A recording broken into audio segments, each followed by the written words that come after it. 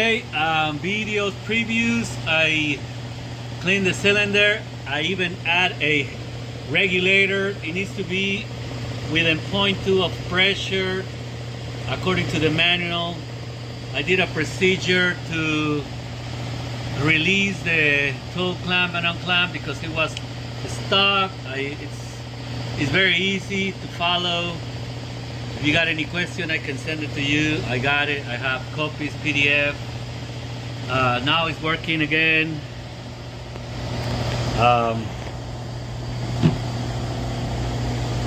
As you can see,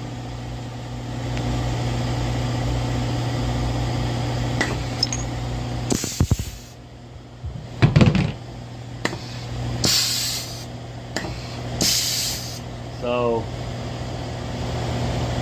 the job is done, and I didn't have to buy the cylinder.